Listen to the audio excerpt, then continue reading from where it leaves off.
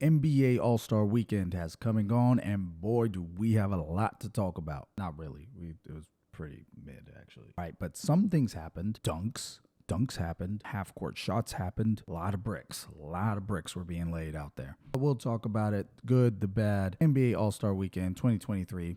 Let's talk about it. Main event of the weekend, the NBA All-Star Game. What can you say? I mean, they ran up and down the court, shot some shots, missed a lot, made some, but missed a lot. Ja dunked it. LeBron, he dunked it, and then he smashed his hand on the rim. And Giannis made a bucket and peaced out. Defense was forgotten. It was probably the most non-competitive, uneventful, I guess you could say, boring. Star of the game, though, ended up being Celtics star Jason Tatum. He scored a All-Star record 55 points. With the way the defense was being played in this game, I probably could have dropped 20. Stop the cap. Stop the cap right now. Stop the cap.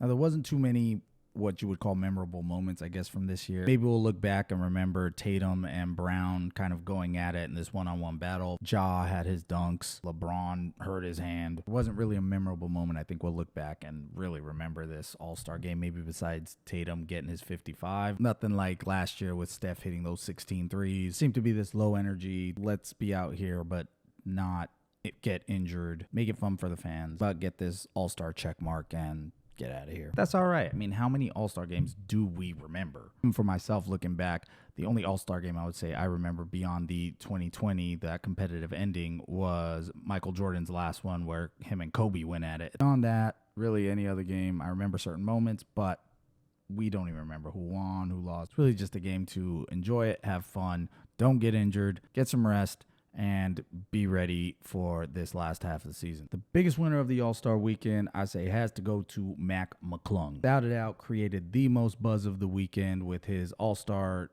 dunk performance. Some of you may have heard of McClung way back. He had a very popular Ball Is Life high school mixtape. We could see this dude could leap. Obviously, he can still leap. His 4 dunks, he got 3 perfect scores. Funny part about it is leading up to this, we knew McClung was going to be in the dunk contest, but he wasn't even signed to an NBA team. So it was just this past Tuesday that the 76ers signed him to a 2-way contract so that he could participate in the dunk contest. Get signed by an NBA team on Tuesday, dunk champion on Saturday. He's having himself a pretty damn good week, I'd say. And in the 3-point contest, we saw Damian Lillard take down 2 Indiana Pacers in the finals, all while repping his alma mater, Weber State. Dame had to come in clutch and make the last 4 shots to win the contest. He ended up doing it, winning the contest in the finals by 1 point. There's more evidence that Dame's clutch. Also in the 3-point competition was Julius Randle. Julius Randle was a last-minute replacement. So he came in, didn't have much time to prepare, but he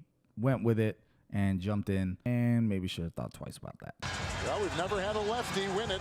Oh, God. And in the other events, the Rising Stars little tournament that they do now. Quick recap, Jose Alvarado said he was going to make a shot, and he made it. He did it. And in the other events of the weekend, we had the NBA skills competition where we got to see the NBA rookies basically build a brick house.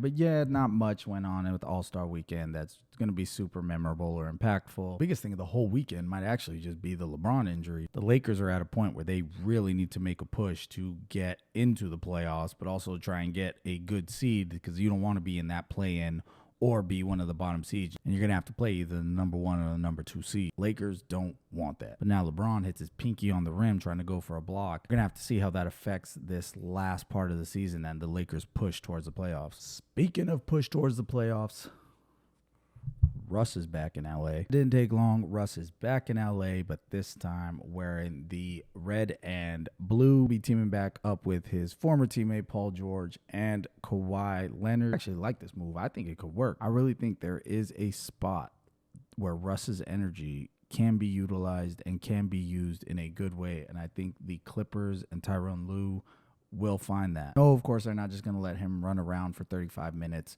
and do his Russell Westbrook thing the way he was in OKC. They can bring it into these short spurts, say while Paul George, while Kawhi are resting, and really let Westbrook loose in the way he was before, I think he could be a contributing factor to them. Even if it doesn't work out, you don't got that big contract that he had before. I really think it's not a huge gamble. But let me know what you guys thought about All-Star Weekend. What was your favorite part? Did it put you to sleep? Did you even watch it? Let me know in the comments section. I'll catch y'all on the next one. Peace.